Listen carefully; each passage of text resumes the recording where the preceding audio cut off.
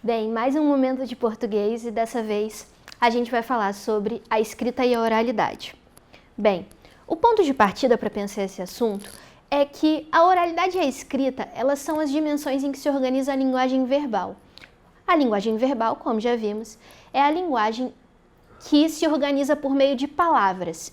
E as palavras, então, elas podem se organizar na escrita ou na fala. Bem, partindo então da oralidade, ela é a dimensão relacionada à fala e ela tem algumas propriedades que são muito características do seu uso. Bem, eu marquei aqui algumas, há muitas outras. Marcadores conversacionais enquanto a gente conversa. A gente fala coisas como tipo, né. Isso tudo são marcadores conversacionais que marcam a conversa. Além disso, muitas pausas e truncamentos. Quantas vezes a gente não começa falando, aí pausa, e aí muda de assunto?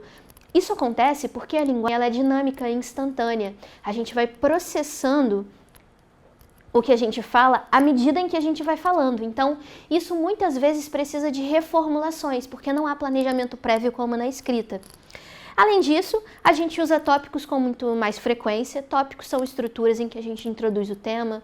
Por exemplo, minha amiga, o pai dela foi promovido. O pai dela é o pai da amiga, que foi dita antes. Não está dentro da estrutura sintática, mas introduz o tema da conversa e a gente usa muito isso na oralidade. Além disso, controle do tom e da prosódia. Se a gente fala gritando, a gente tem um tipo de comunicação. Se a gente fala muito baixo, a gente tem outro. A gente pode mudar o tom e fazer uma pergunta, dependendo das nossas escolhas de modulação da voz, se a gente vai propor uma coisa mais enfática, menos enfática, mais certa ou mais incerta. Tudo isso revela a nossa intenção comunicativa e essas são estratégias da construção da linguagem na oralidade. A construção da mensagem que a gente quer passar passa por todas essas estratégias. A gente tem, além disso, a dimensão da escrita, que também tem as suas características. A escrita ela tem elementos como pontuação. Já que a gente não consegue modular a voz, a gente marca uma pergunta com um sinal de interrogação, ou a gente demonstra ver muito sentimento com um sinal de exclamação. Além disso, a gente organiza o texto em parágrafos. Às vezes a gente organiza também em versos, depende da natureza do texto que a gente está compondo. Mas, de forma geral, a gente organiza em parágrafos para organizar e dividir bem as ideias. Além disso, a gente evita repetição para poder manter a coerência interna do texto e a coesão.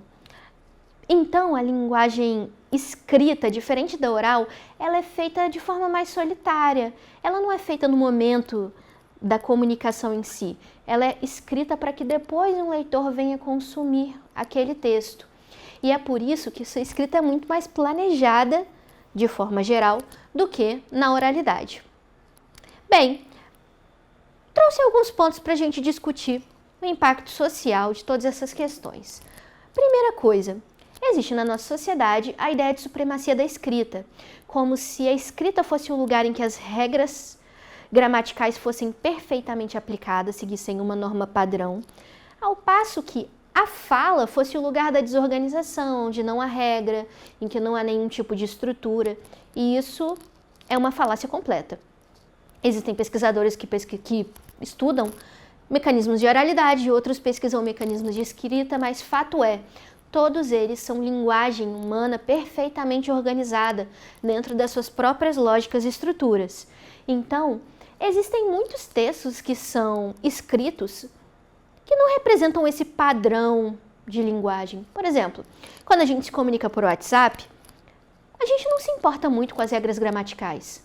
Por outro lado, a gente pode ter situações de oralidade em que a gente pode falar sobre coisas muito formais. Quando a gente pensa, por exemplo, numa entrevista de emprego. Poxa, numa entrevista de emprego, ou quando a gente está numa situação que exige formalidade, num momento de discurso ou de conversa com pessoas que são relevantes, a gente organiza a nossa fala de uma forma muito mais próxima do padrão do que quando a gente escreve de forma informal.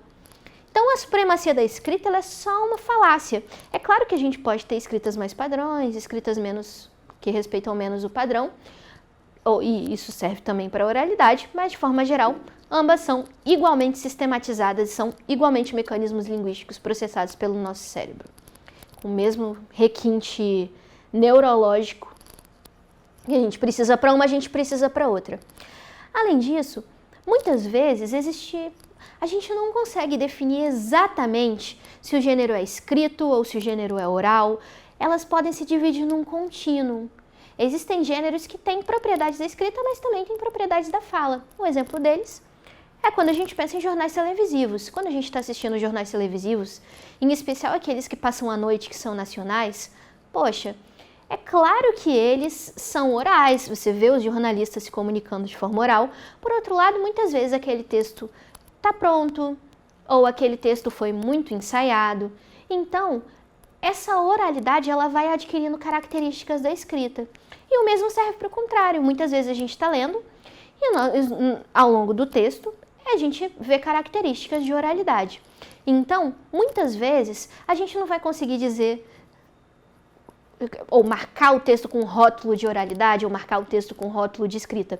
Ele pode compartilhar características das duas modalidades. Além disso, a oralidade ela é muito relacionada à identidade.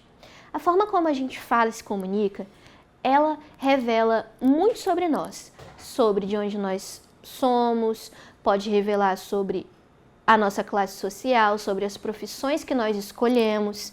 Então, a oralidade ela tem um fator de identidade muito forte. E é um fator de identidade de que a gente não se desvincula facilmente. Veja bem, a gente consegue identificar, por exemplo, que quando a gente ouve uma pronúncia, vou reproduzir de forma esdrúxula, como nascer, isso é uma pronúncia de carioca. Claramente uma pessoa de outro estado não falaria assim. Eu, por exemplo, não falo dessa forma. Então, a gente consegue identificar muito claramente que eu, por exemplo, não sou do Rio de Janeiro. E serve para diversos sotaques. A gente reconhece sotaque mineiro, não só com escolhas de palavras. A gente sabe que mineiro fala trem, mas também com aspectos da prosódia e da própria escolha de fonemas para se comunicar. Não é bem uma escolha, né? É claro que a gente é condicionado a isso. E para que a gente possa finalizar, existe a ideia de oralituras. Essa ideia é muito bonita. Porque a gente está acostumado com uma estrutura de literatura que é escrita. A gente pega peças do Shakespeare, a gente pega textos antigos, a gente acessa poemas, todos eles na modalidade escrita. Então a literatura, para nós, de forma geral, não é muito familiar quando a gente pensa em oralidade.